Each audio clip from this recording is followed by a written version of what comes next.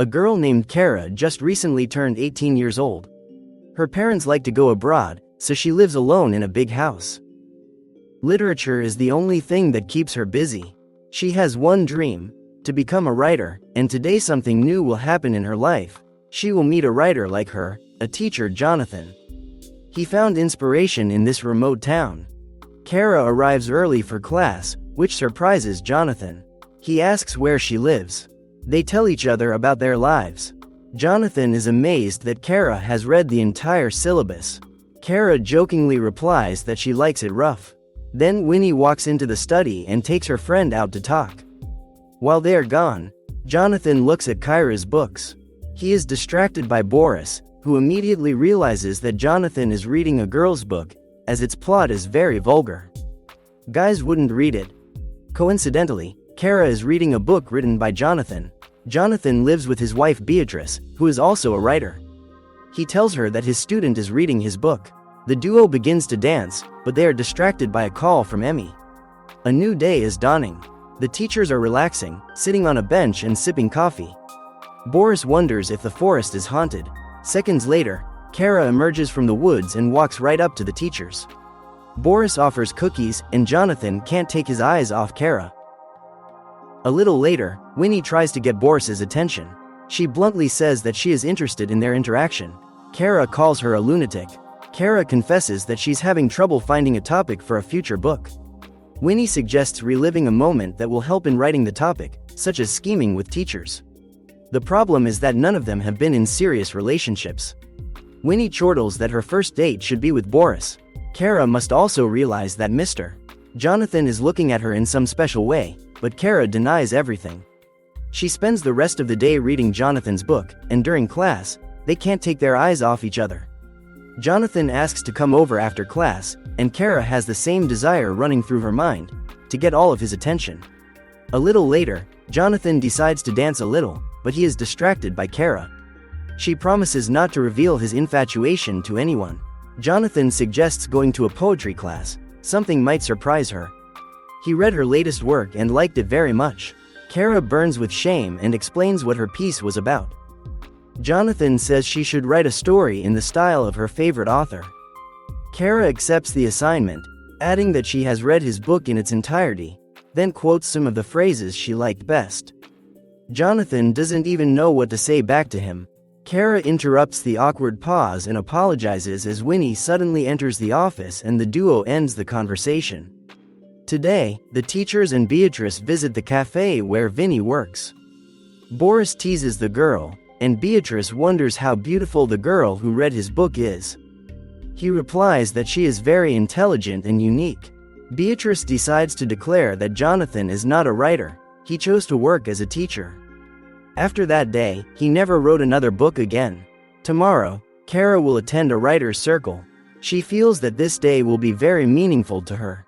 Jonathan is excited to see her. A guy comes on stage and reads his work. Jonathan listens to him attentively, but Kara looks solely at Jonathan.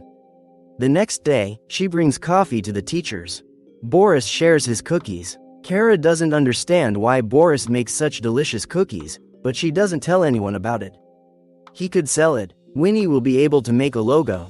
Today the girls stop by Jonathan's house.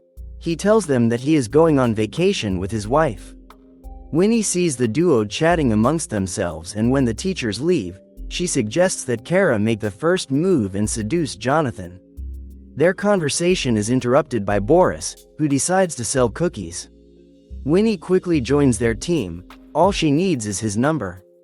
That afternoon, Kara calls Jonathan, and he promises her that he will stop by to see her before he leaves. Kara reasons that when love is real, it's quiet and imminent. A couple hours later, Jonathan arrives at Kara's house. She comes out of the house dressed in a white dress. All Jonathan can do is stand there and watch her walk towards him. Kara stops and asks him to come over to her. Jonathan still stands still, and then Kara makes the first move followed by a kiss. When he gets home, he keeps getting messages from Kara. Beatrice is annoyed by the alerts, which forces Jonathan to retire to the barn. There he begins reading Kara's new book, gets carried away, and imagines that he is the main character. Unable to resist, the teacher does the dirty deed. A new day arrives. Kara notices Jonathan's strange behavior. She asks what has happened to him. Jonathan replies that she needs to pick a new author. She states that he asked her to write a book on a topic she knows. Jonathan asks if it's true that she knows it. Kara replies that it's about them, her and the teacher. Jonathan contradicts her and says that Kara's book is about two similar people denying social constraints. Jonathan thinks the book is overly adult.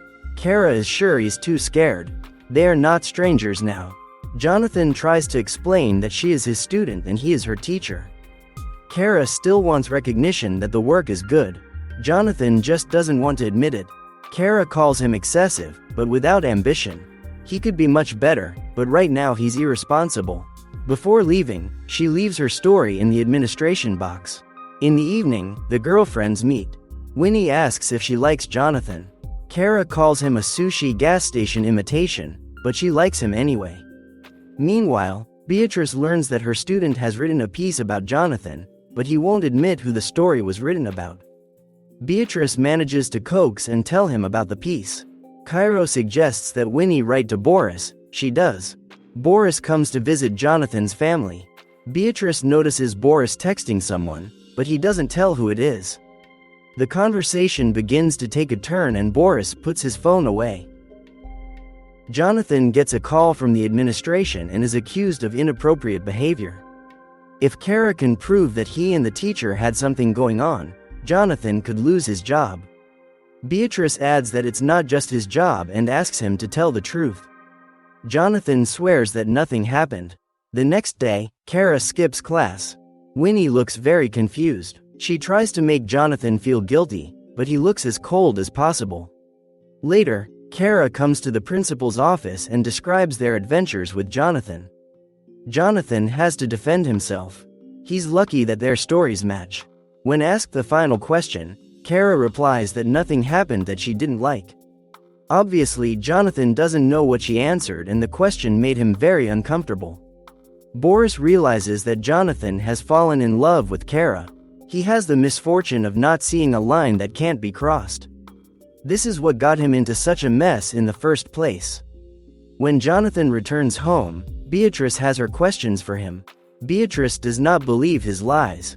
Jonathan couldn't deny that a spark had flown between them and Kara. That was the final straw.